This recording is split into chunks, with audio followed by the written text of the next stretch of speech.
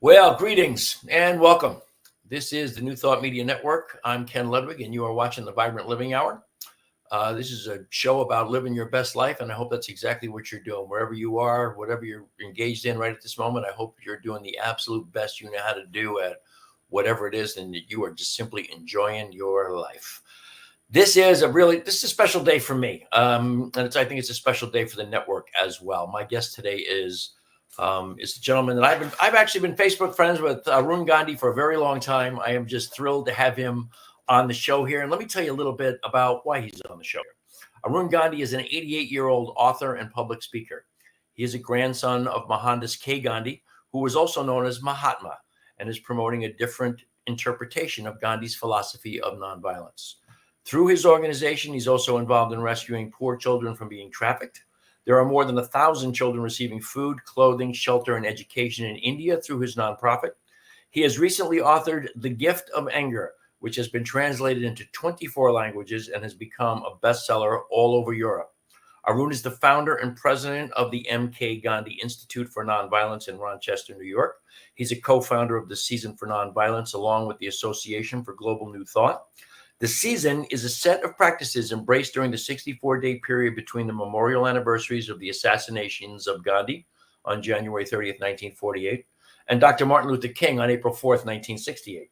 The Season for Nonviolence has been introduced in the prison system in Western New York at Attica, Auburn, and Groveland with amazing results.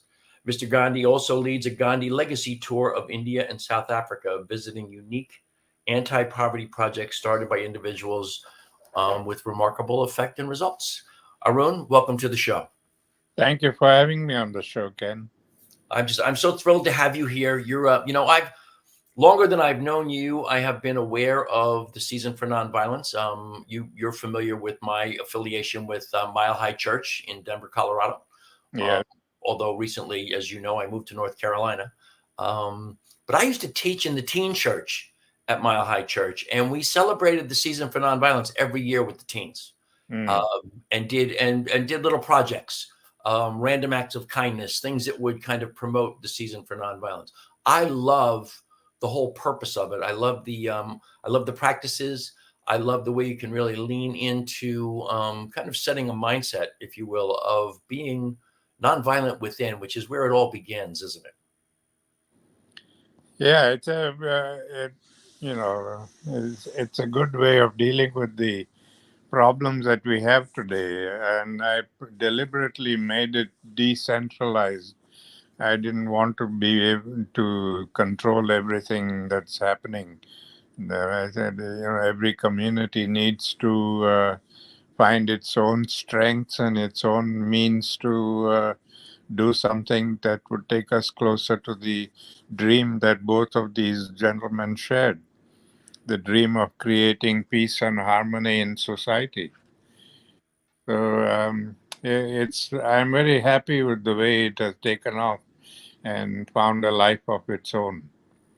Yeah, definitely. It's found a life of its own. It's practiced in over 60 countries. Yeah.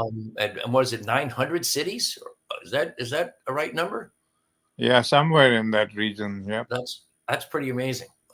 Started in 1998. What was the impetus to bring it forward, to create it, Arun? Well, I had just started the Institute for Nonviolence in Memphis, Tennessee in 91. And I realized one day that in 98 it's going to be grandfather's 50th memorial anniversary. And I thought we should celebrate that meaningfully. And I was thinking of ways to do that. And suddenly it occurred to me that in the same year, it was Dr. Martin Luther King's 30th memorial anniversary. And so I said that's a very appropriate thing. We could link the two anniversaries and call it a season for nonviolence and just inspire communities to do whatever they can during that period to take us a few steps closer to the dream that both of them shared, the dream of creating peace and harmony in society. So I talked to my friends about it, and everybody liked the idea. And then Nobody really knew how to implement it on a national scale, and and that's when Barbara Fields came into the picture. She had just finished with the Parliament of World Religions in Chicago, and she was looking for something else to do. And I approached her, and we talked about it. And in the beginning, her first reaction was, of course, she was so tired with the organizing of the parliament that she said, "I don't want any more national programs," and she left it at that. But then a month later, she got this job at the AGNT. And that's when she came back to me and she said, this might be just the thing that AGNT would be interested in. And do you mind if I speak to them about it? And I said, no, fine. And meant the more the merrier. And that's how we partnered with AGNT, and then the rest is history. Right. AGNT, of course, is the Association for Global New Thought, and Barbara Fields is still a very active member of that, isn't she? Yes, she is. And I know one of the former president or whatever, the chairman or whatever it was that headed it was Dr. Roger Teal, who is a friend of mine and was incredibly active.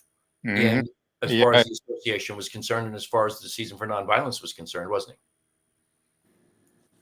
Yeah, he invited me, I think, 4 or 5 times to Denver to be there for the season.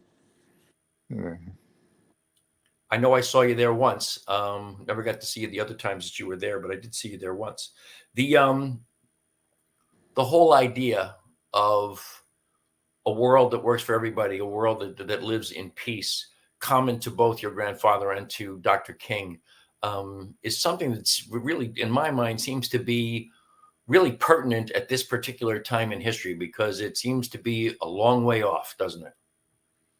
Yes, it is a long way off because, the more I think about it and the more I try to understand grandfather's philosophy, the mistake that we made, in interpreting his philosophy is that we took it as a weapon, as a strategy for conflict resolution.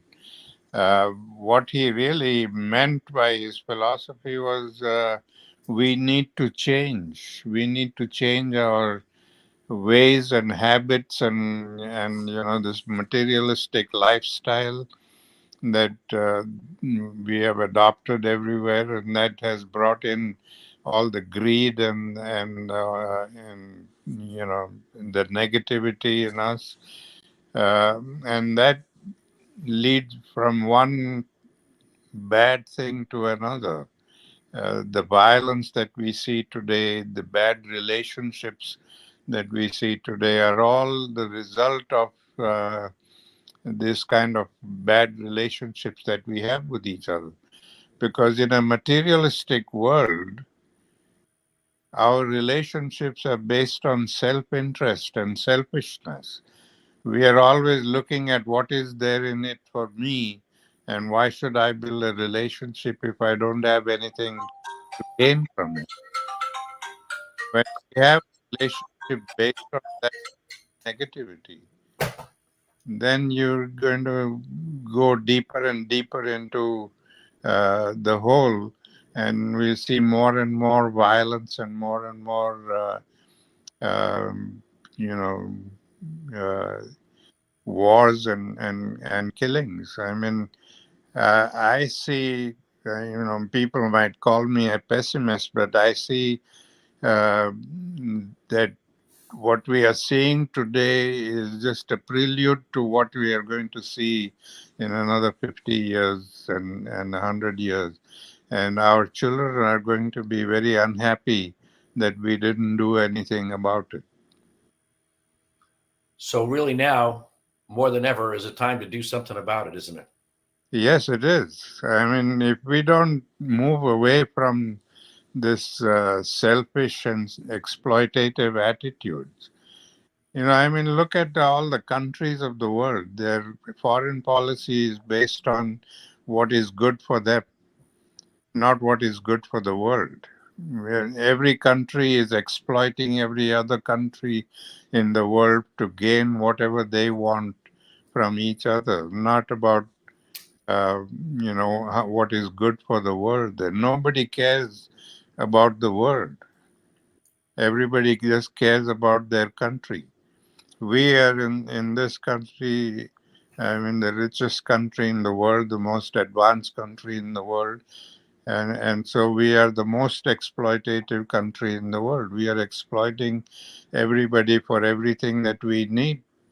And we don't care what happens, um, as a consequence of that exploitation.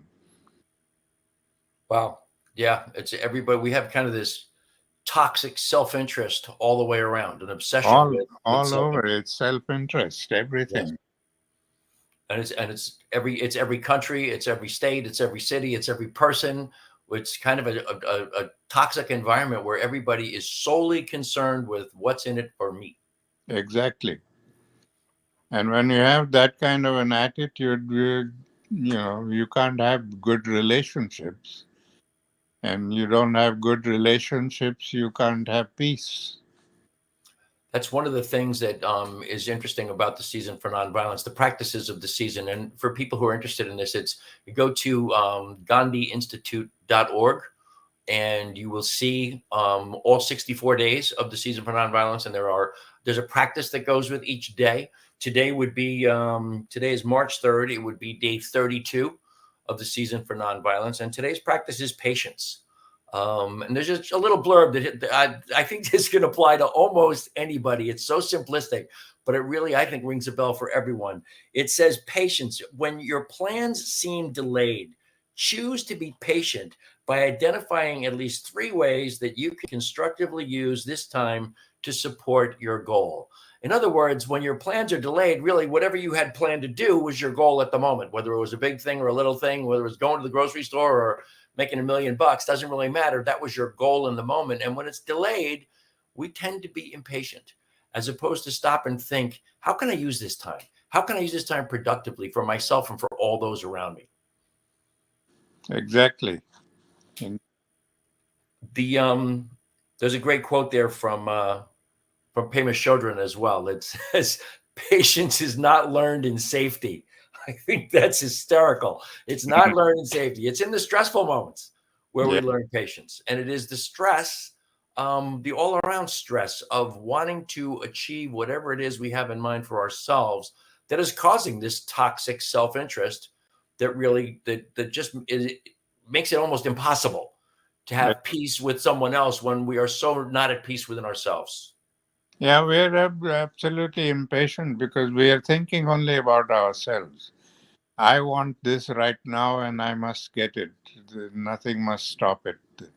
We don't realize that between what I want and what is happening, there are so many people involved in the process, and that you know sometimes it's going to delay us, and sometimes it's going to be difficult to achieve it. But we get so impatient by it because we are driven. We want to be driven all the time.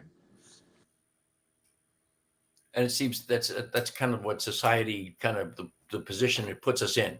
Our society is based on achievement, Yeah, on the next thing, getting the next thing, achieving the next thing, buying the next thing. It's all not. It's never about what appreciating what I have now, being right. grateful for what I have now. It's always about what's next, right? Yeah, You were a young boy when your grandfather was killed. He was killed in 1948. You would have been about 14 years old. hmm And I don't think just people wouldn't know offhand that you actually lived with your grandfather for the 2 years from the time you were 12 and 14. yeah. Actually left Delhi just before he was killed. Could you maybe speak a little bit to what that was like in the 1940s living with your grandfather? Yeah, I was lucky, I think, of all the grandchildren because, my father lived in South Africa. He continued with the work that my grandfather started in South Africa. Not many people are aware of this either, that grandfather's work really began in South Africa. That he really, like Nelson Mandela said, that India sent us a man and we sent back a Mahatma. Wow. Uh, he uh, he really transformed himself in South Africa and came back to India to take over the independence struggle. So for the 22 years that he lived in South Africa, he had started various programs there and non-violent programs and so on. And when he left, he wanted somebody to continue with the work, and my father then volunteered to stay back. And at that time, he was still alone. He was a bachelor, and he stayed for nearly 10 years as a bachelor until he came to India and got married, and in the 20s. And then we were born in there, and my two sisters and I, we were brought up in apartheid South Africa. So it was a challenge in many ways, living in that hateful society where you were judged by the color of your skin, and not only judged by the color of your skin, but also treated uh, badly because of the color of your skin. And it filled me with a lot of anger and rage as a young boy. I was beaten up by blacks and then by whites because they didn't like the color of my skin, and was humiliated all the time. Every day you go out anywhere and yeah, people disrespect you and talk to you like you were nothing. So it just, that rage kept building in me, and that's when my parents decided it was time to go to India and give me the opportunity to live with grandfather. So we went to India in end of 1945 after World War II ended, and I stayed with him right up to um, just a month before his assassination, and came back to South Africa. But it was a wonderful time. I didn't realize it at that moment, at that time, that I was living with such a great person, and there were so many things that he taught me during that time about how what is anger and how to deal with anger and so on. And it's only when I grew up and began to reflect on all his teachings that I realized what a profound lesson that was, and how it really indirectly made a difference in my life. And so I wrote a book recently which was called The Gift of Anger. And that, has all these lessons and things that he taught me about life and about nonviolence. Is that book by just as long as we touched on the book? Is that book available on the website, on the Gandhi Institute website? I don't know if it's available on the website, but you can certainly get it at Amazon Okay. and at any of the bookstores. It's published by Simon and Schuster. Okay. I In just for those US. who might be interested, it's called The Gift of Anger. Yeah, and yeah, it did very well in Europe. Not so good here in the US, but did very well in Europe. I think that just I have this really sardonic thought in my head that the Americans are not necessarily ready to read something that says the gift of anger. We're too busy wallowing in our anger. Yeah. Americans are enjoying their anger way too much Yeah. to want to examine it. There's so much of that goes with that whole idea of being self-interested and self-concerned, that part of it is the complete lack of the ability to self-reflect, which is a kind of, to my way of thinking, that's what learning a peaceful existence is all about, because it absolutely has to come from within each and every soul. It's not about the country going for peace. It's not about arms treaties. It's not about, as boy, I read a post from you earlier today. It's not about prayer for peace. It's really about what's in your heart. Exactly. Are you a person of peace? Exactly. Which makes a big difference, doesn't it? So as things go by now, you're not really an active participant anymore in the Institute, are you? No, I wanted the Institute to be independent of me.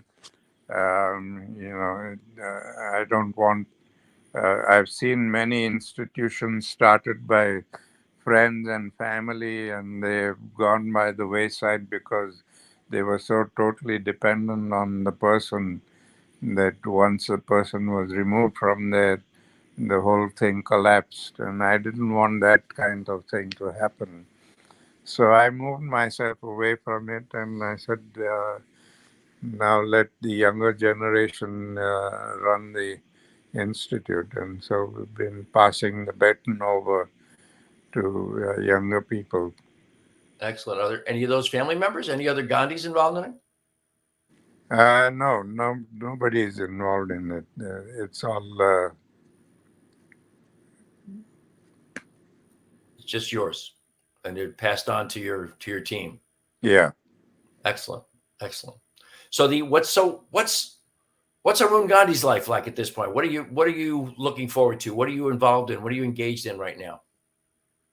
Well, mostly doing these kinds of radio and other interviews and talking to people. And I used to, before the pandemic, I used to go out and speak at universities all over the country.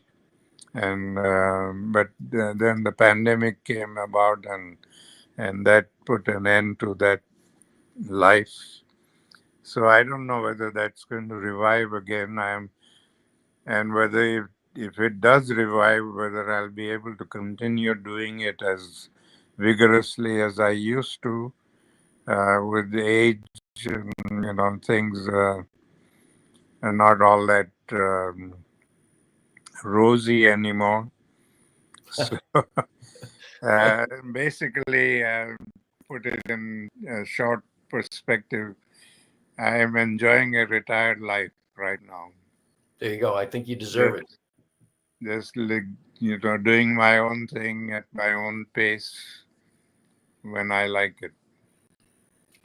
Excellent. And it's at 88 years old, I think you're entitled to take that time. It's time to just be with you. Yeah. So the Association for Global New Thought and your relationship with them, what that really was, it was a huge piece of promoting the Season for Nonviolence. And they seem to be still a driving force behind it. Are they really the main driving force at this point?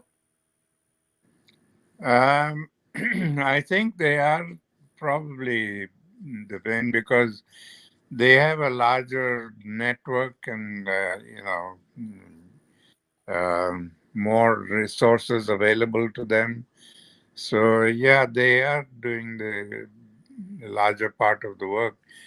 But to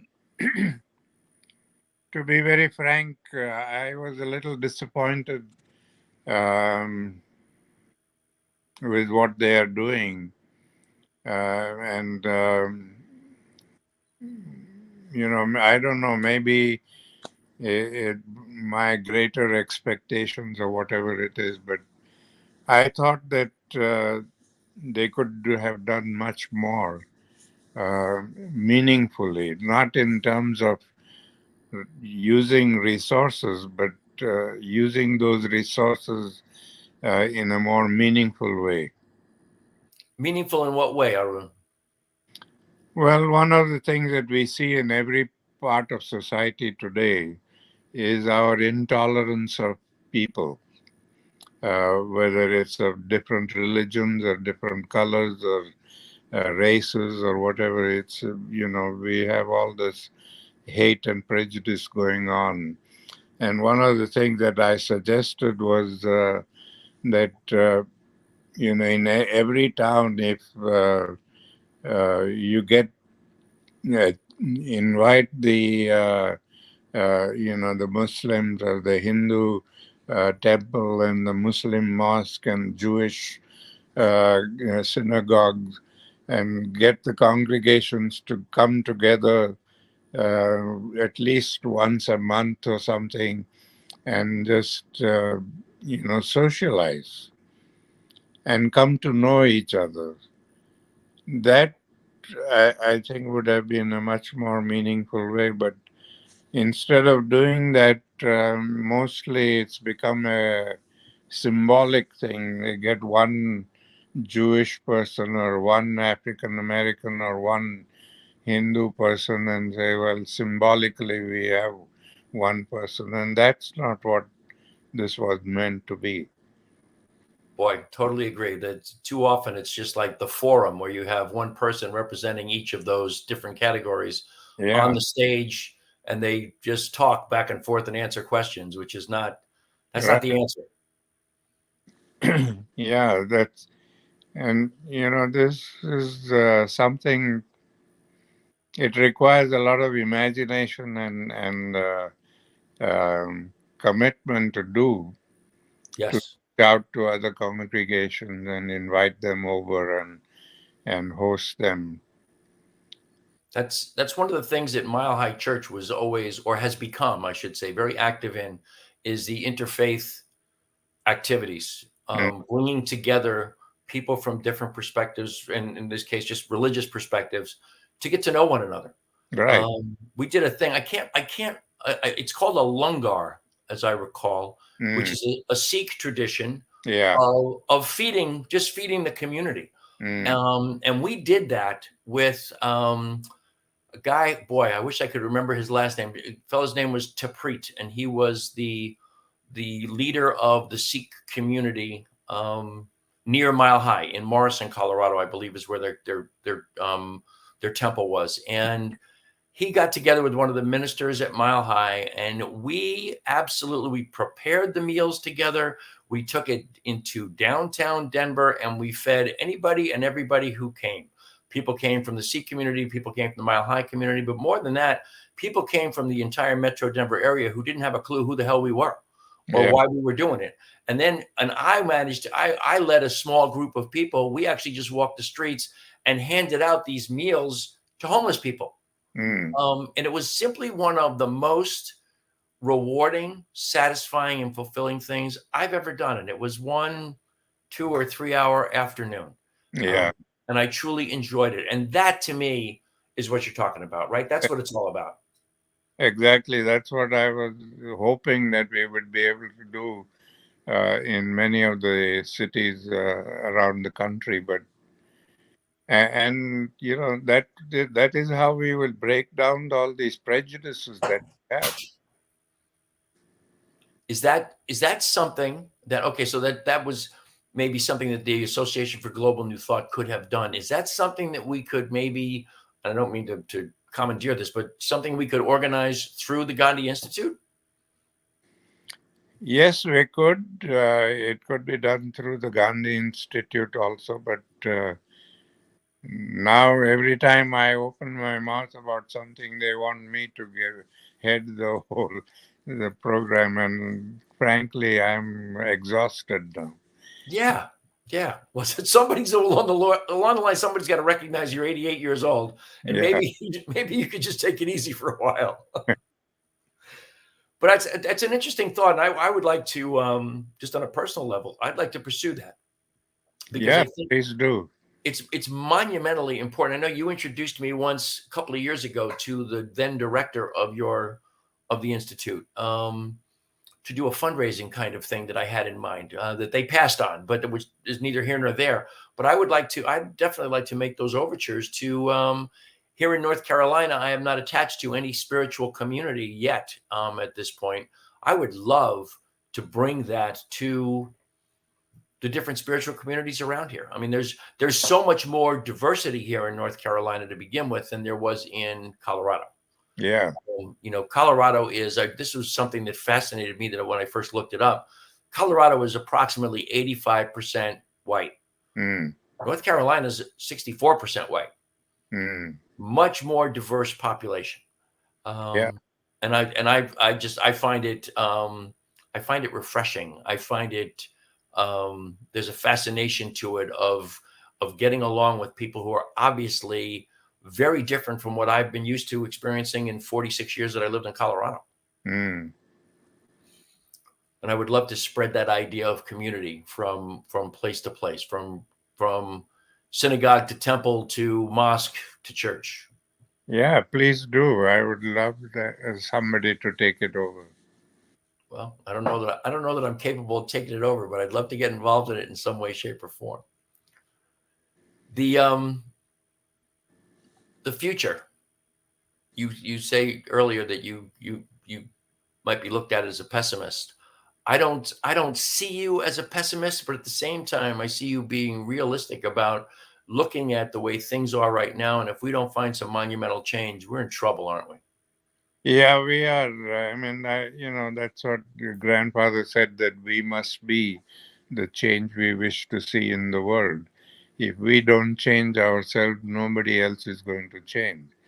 And if we begin to make that change in our own attitudes, we will eventually be able to change the society and the world. So, somebody has to take the first step, and I see that everybody is waiting for somebody else to take the step first, and that way nobody is going to do anything at all. So I think it's time now for uh, people who are worried about what's happening in the world and what's going on, and all the hate and the prejudice and the violence and the wars, that we need to do something tangible. We need to not fight the enemy, but transform a friend. The whole basis of the philosophy of nonviolence is that we are not fighting an enemy. We are not in a conflict with an enemy. We are trying to change the attitudes of people. And the only way you can change the attitude of somebody is by reaching out to them with respect and love, not aggressively. You can't go and catch somebody by the collar and shake them up and say, you change your attitude or else. That's not how it's going to happen. Right. And It's that's going all too often how we go about it. Yeah. And this whole thing about depending on the government and depending on the law. For instance, this racial problem in the country today, and in many, even in India, with the caste problem, there we depended entirely on the law to put things right. The law enabled the African American people to come and be treated with respect wherever they wanted to be. They could enter institutions, they could get into places where they were not allowed to go in the first place. That has happened. But the law cannot make one person respect the other person if they don't want to. So true. So true. The law does not change hearts. Yeah. So today we have achieved 50% of the thing of opening the doors to them, but the respect and the love and acceptance that we need to have between us is lacking, and that is because there is no personal connection. That's the key. That's the answer. Obviously, is to Yeah, find ways to create connection. right. And that's why I was hoping that in the season for nonviolence, there would be more of that kind of connection and reaching out, and not as symbolically, but in a tangible way, uh, to make a difference in society. Wow. It's interesting. The couple of people on the driving force or the committee or whatever of AGNT are people that I know personally. Um, and I feel like I'm compelled. I will reach out. I will reach out to two people in particular that I know from Colorado who are on the board. Mm. Who I think that's a suggestion well worth making. I know, again, Mile High is involved in interfaith activities, but nothing to the extent, and I have to be fair. COVID has a lot to do with that. I mean, the pandemic has really, really prevented any thoughts of bringing people together in community only via Zoom, right? And that's not the best way to do it. Mm. Um, but I think the time is past now where we can no longer get together as groups. We can do that now. And even as they drop mask mandates, indoor activities, we can bring people together. And I think the members of the Association for Global New Thought and my friends in the Mile High community, I think really there's work to be done there. And I will definitely reach out to the Institute, and there's work to be done that is not impossible, that can bring people together. Exactly. Nothing is impossible if we have the desire to do it. That's what, nothing changes if nothing changes. Mm. And the only way it changes is if somebody decides they want to make a change, and they decide to do it. They believe they can do it. They envision what it's going to be, and then they go ahead and create it and make Yeah. it happen and absolutely make it something of reality. This has been a very enlightening conversation for me. I so appreciate your presence. I appreciate everything that you have done. I appreciate the work of the Institute. I appreciate the Association for Global New Thought, but I also appreciate the Season for Nonviolence. As I said, I taught teens in the teen church for a half a dozen years at Mile High, and I loved what we did during the season every year. And the thing that strikes me as we're having this conversation now, Arun, is how much the kids embraced it. Yeah. Well, I don't mean to discount what has been done. I mean, we have achieved a lot. So many people have been inspired by it, and so many people have taken it up. I'm just saying that perhaps we could have done more. And we can always do more. There's Mm. no, in this particular realm we're talking about, there's never too much. And in fact, at this particular stage in history, there's never enough. Never. We can just keep moving in the direction of connecting one heart to another heart, Mm-hmm. which Yeah. in the end, that's the message, isn't it? Indeed. So in the future, I want you to know, unless you've got something burning on your mind that you'd like to cover here, I'm going to let you go.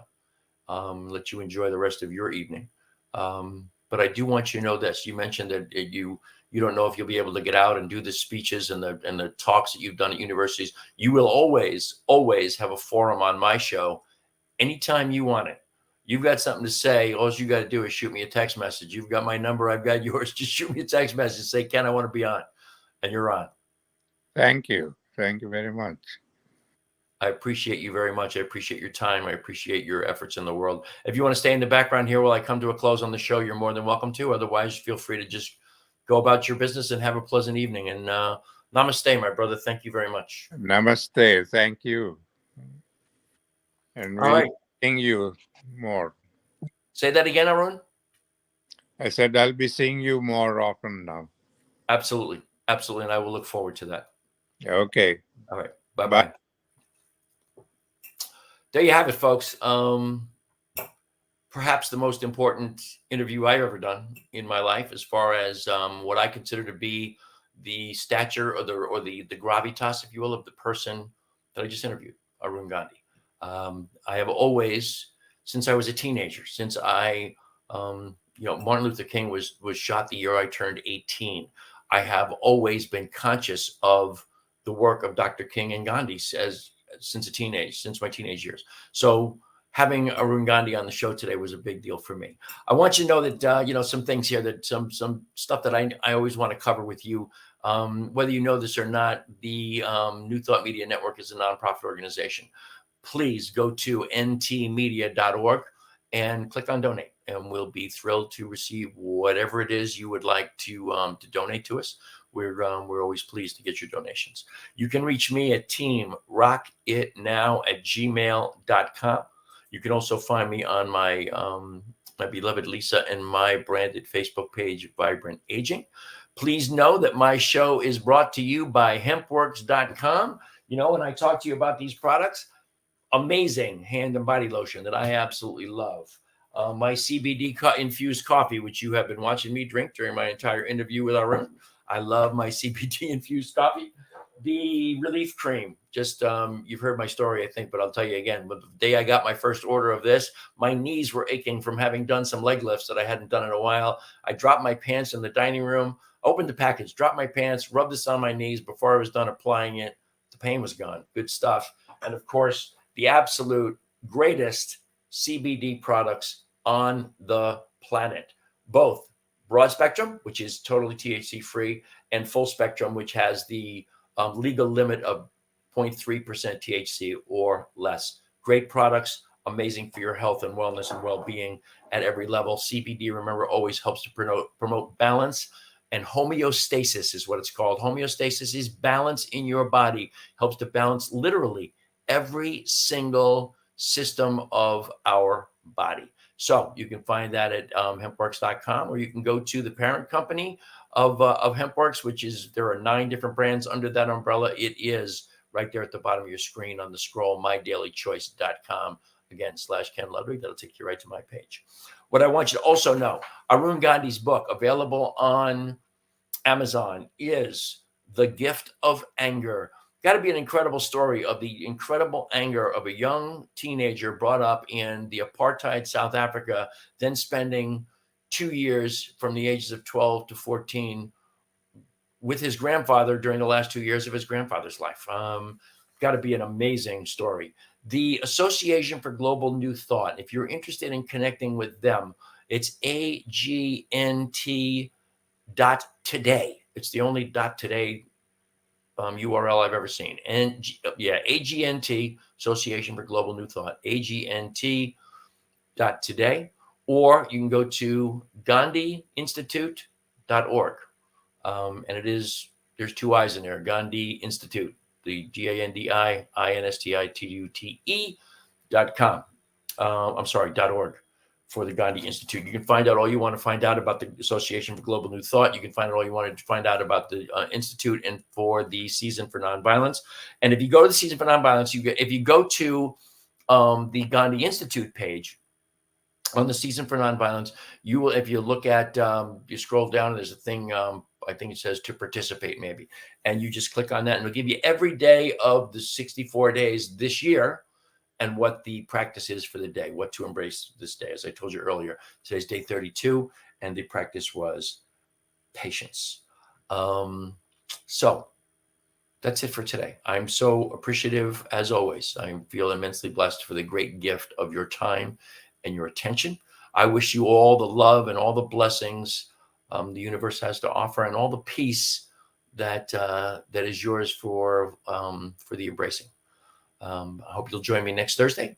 And until then, namaste.